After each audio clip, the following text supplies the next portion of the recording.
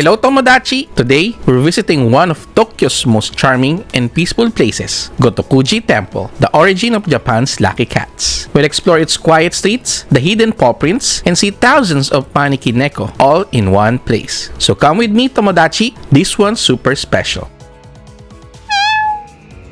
We started from Tobonerima, pero kung kayo ay galing sa tourist spots like Shinjuku or Shibuya, mas madali ito. Shinjuku, Odakyu Line, Gotokuji Station. Less than 30 minutes. Chill lang ang ride. Solid talaga if you're on a half-day trip. Next stop is Gotokuji, OH10.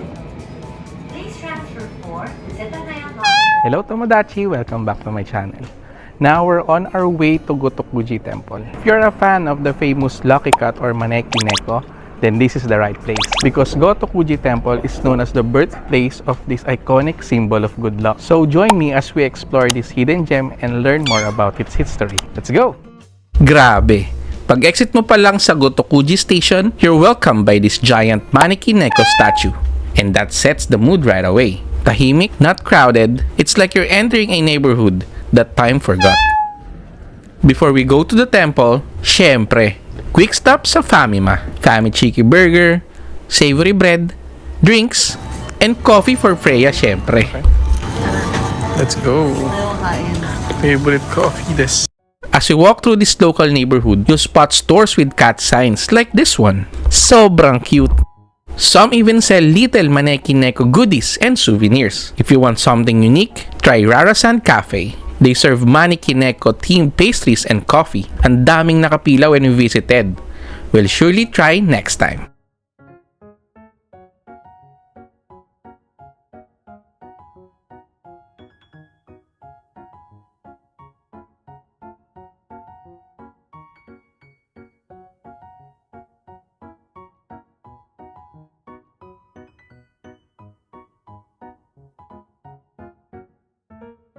Even the walk is special. Lahat may cat theme. May paw prints sa sidewalk, cat silhouettes sa poste, even the street signs are playful. Kaya super easy i-locate yung temple. Tahimik, very local, not touristy. If you're looking for a slow, aesthetic walk in Tokyo, this is the one Tomodachi.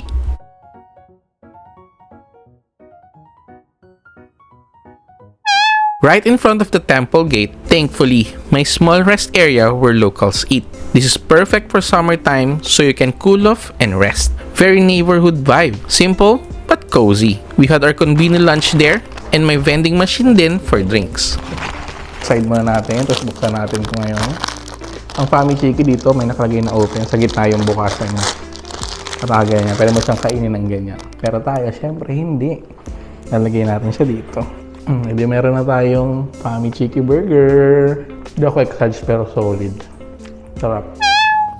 We're here sa Gotokuji Temple.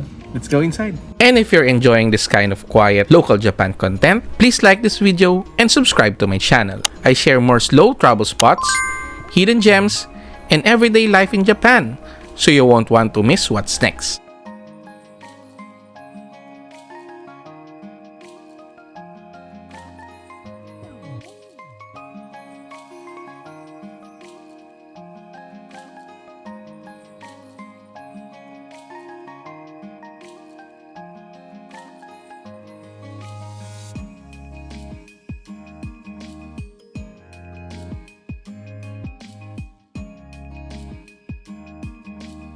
Gotokuji is more than just Instagrammable. It's real, active temple.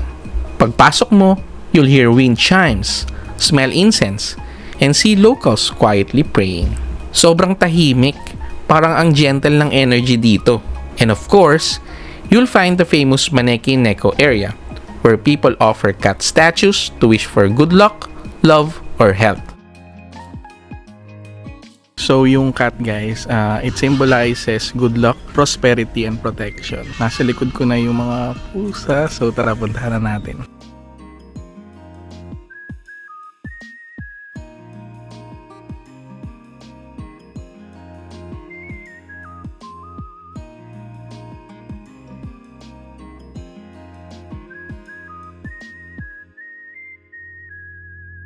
So the story behind Gotokuji is actually sobrang heartwarming. Long ago, may feudal lord daw na dumaan sa temple during a thunderstorm. Then there's a cat beside the gate, parang nag-wave and inviting him in. Seconds later, lightning struck right behind him. That cat literally saved his life. As a thank you, he funded the temple and honored the cat. And that's how the Maneki Neko legend began.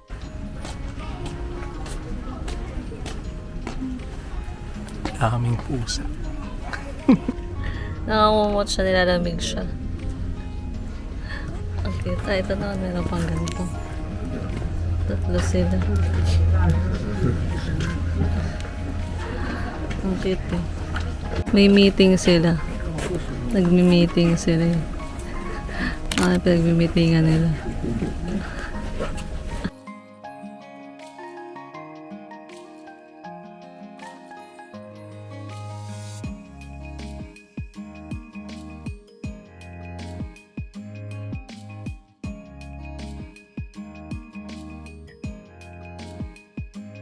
Iba yung kulay ng pusa. Yung mata nila, may green, may yellow.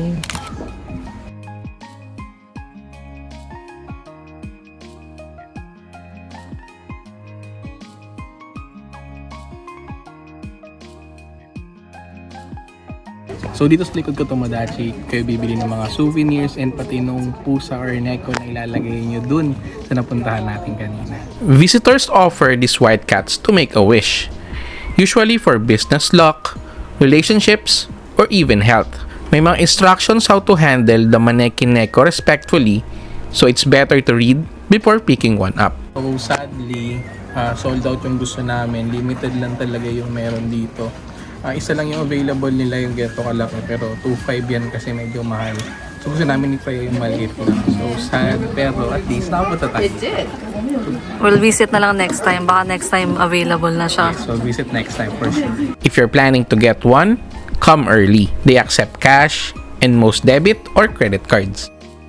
Aside from cats, you'll see beautiful wooden gates, old pagodas, and even a small bamboo grove where locals hang origami and calligraphy. Ang sarap maglakad-lakad, parang walang rush. It feels like a sacred little pocket inside Tokyo. Kung gusto mo ng slow travel moment, this is it.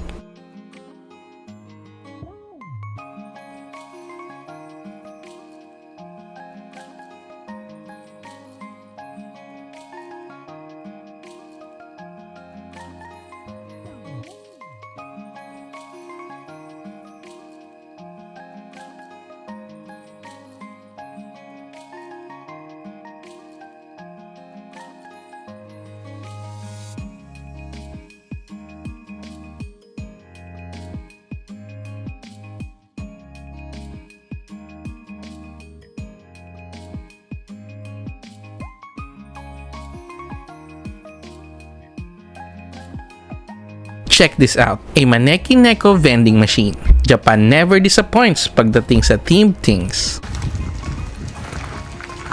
Ito, tingnan ko rin to. So, check nyo rin ito sa Tomodachi. Idol niya.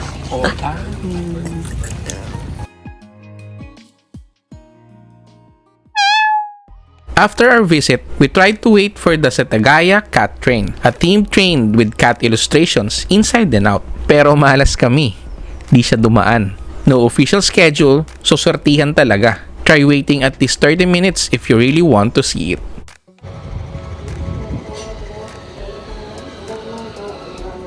This visit was solid, even though we didn't catch the cat train or bring home a Maneki Neko. Gotokuji is the kind of place you visit when you want to breathe. It reminds you to slow down, make a quiet wish, and just be present. Ang daming little things to love here. Thanks for joining this walk, Tomodachi. If you love the quiet charm of Gotokuji, don't forget to like this video, comment your Maneki Neko wish, and subscribe for more Japan content. More peaceful spots, family stories, and slow travels coming soon. So if ever you're in Tokyo, don't forget to drop by at Gotokuji Temple. See you sa next video. Mata ne!